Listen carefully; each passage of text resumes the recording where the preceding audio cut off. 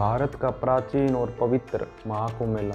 बाबा अपनी तपस्या में लीन थे, गले में नरमुंड की माला थी, भक्ति की मुद्रा में बैठ के वो भक्ति करने लगे। धार्मिक भावनाओं को भी ठेस पहुंचा रहे हैं, धार्मिकता के नाम पर कितने पाखंड कर रहे हैं, लेकिन होनी को कौन टाल सकता है। वहां मौजूद सभी लोग आश्चर्यचकित रह गए। ये सब कुछ देखकर वहां सभी लोगों की सांसें भारी होने लग गई। ये सब दृश्य देखकर वहां सभी मौजूद लोगों को सर्दी में भी पसीने आने लग गए।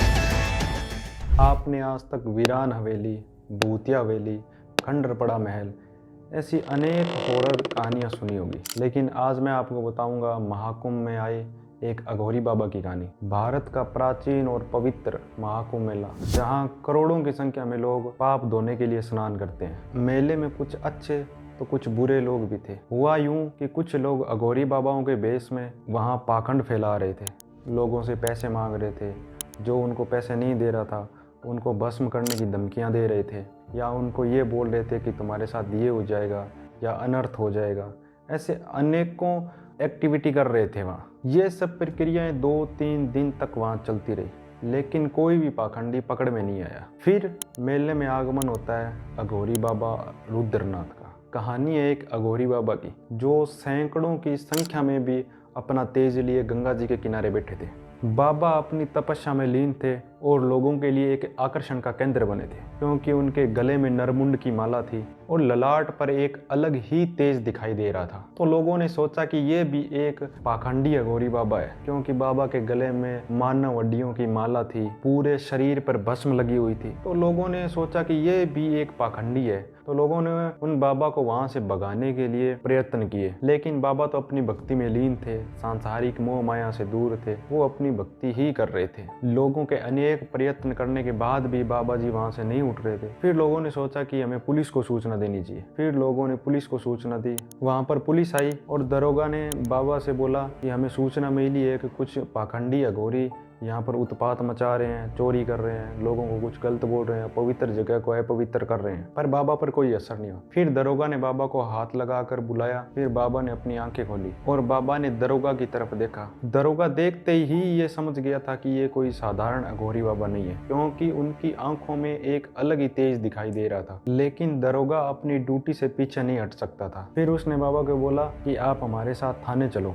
बाबा ये सब देख रहे थे और सब कुछ दरोगा की बातें सुन रहे थे। ऐसा लग रहा था कि जैसे बाबा को पहले से ही इन बातों का पता हो कि ये सब कुछ मेरे साथ होने वाला है। वो आराम से सब कुछ देख रहे थे, लोगों की तरफ देख रहे थे, लोगों की बातें सुन रहे थे। फिर बाबा वहां से उठे, सबको नजरअंदाज किया और फिर गंगा नदी के किनारे जाने लगे। किनारे जाके बाबा ने नदी में डुबकी लगाई और उस वक्त ऐसा लग रहा था कि जैसे नदी खुद उन अघोरी बाबा का स्वागत कर रही हो, या ये बोल सकते हैं कि नदी खुद उनको जैसे स्वीकार कर रही हो। फिर अचानक तेज हवाएं चलने लग गई, नदी की लहरें तेज होने लग गई। वहां जो लोग खड़े थे वो ये सब देख के आश्चर्यचकित रह गए कि ये सब हो क्या रहा है। फिर बाबा नदी से बाहर आए और दरोगा के पास आके बोले कि तुम ये जो कुछ भी बोल रहे हो ये सब कुछ झूठ है, मैंने ऐसा यहाँ कुछ नहीं किया है, मैं तो सिर्फ अपनी भक्ति करने आया था और यहाँ नदी में स्नान करने के लिए आया था। लेकिन दरोगा ने एक नहीं सुनी, क्योंकि वो भी अपनी ड्यूटी से पीछे नहीं हटना चाहते थे। लेकिन उनको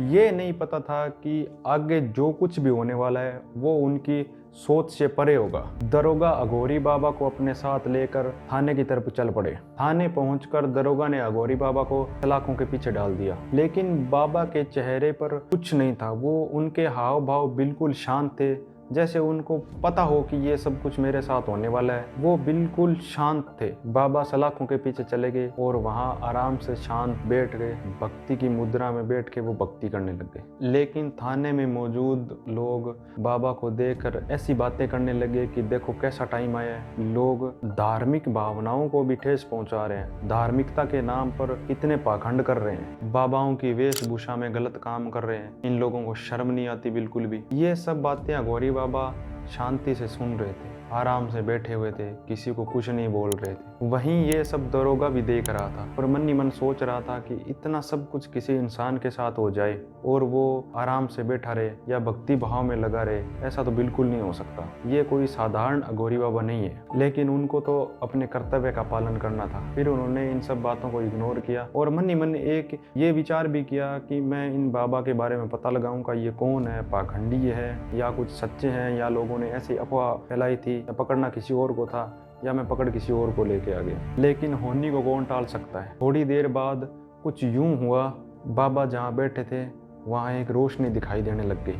वहाँ मौजूद सभी लोग आश्चर्यचकित रह गए कि ये रोशनी कहाँ से आ रही है, क्यों दिखाई दे रही है, बाबा जहाँ बैठे थे उतनी ही दूरी में क्यों दिखाई दे रही है। सब कुछ सोच में पड़ गए। वहाँ ये सब कुछ देखकर वहाँ सभी लोगों की सांसें भारी होने लग गई। उनको ऐसा लग रहा था कि हर एक इंसान को किसी ने जैसे पकड़ रखा हो और उनको हिलने डुलने भी नहीं दिया जा रहा हो। और धीरे धीरे वो रोशनी इतनी बढ़ गई कि वहाँ आसपास सभी लोगों को कुछ दिखाई नहीं दे रहा था। जहाँ बाबा बैठे थे कुछ बिल्कुल भी उनको ऐसा नहीं लग रहा था कि जैसे वहाँ बाबा बैठे हो। वो लाइट इतनी तेज थी कि बिल्कुल भी कुछ नहीं देख पा रहे थे वो। अचानक रोशनी कम हुई और वहाँ मौजूद सभी लोगों ने ये देखा कि अघोरी बाबा वहाँ से गायब। ये सब दृश्य देखकर वहाँ सभी मौजूद लोगों को सर्दी में भी पसीने आने लग गए। ये बात जब दरोगा को पता चली तो वो वहाँ दौड़ कर आए। उन्होंने देखा तो वहाँ से सच में अघोरी बाबा गायब थे। वहाँ सभी की हालत खराब थी, क्योंकि उन्होंने अपने जीवन में पहली बार ऐसा दृश्य देखा था कि कोई आंखों के सामने बैठा इंसान अचानक कोई गायब हो गया। दरोगा को उस टाइम ये जरूर समझ आ गया था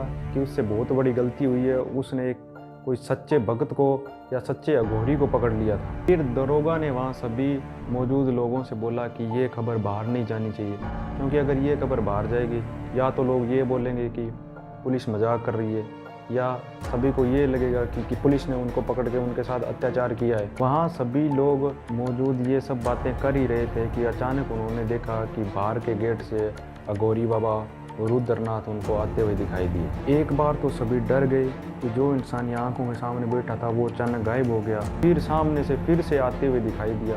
बिल्कुल वो इतने डर गए थे कि अघोरी बाबा की सिर्फ वो कुछ नहीं बोल रहे थे, सिर्फ उनको देख रहे थे। फिर अघोरी बाबा उनके पास आए और उनको बोला कि मैंने ये नश्वर दुनिया कब की छोड़ दी है, मैं इस दुनिया से कोई संबंध नहीं रखता, मैंने इस दुनिया को कब का त्याग दिया है, मैं सिर्फ अपने परमात्मा की भक्ति में ही लीन रहता हूँ। इतनी बातें बोल के अघोरी बाबा वहाँ से चले गए। आप भी सोचो कि ऐसी भी महान हस्तियाँ आज भी धरती पर मौजूद है। धन्यवाद।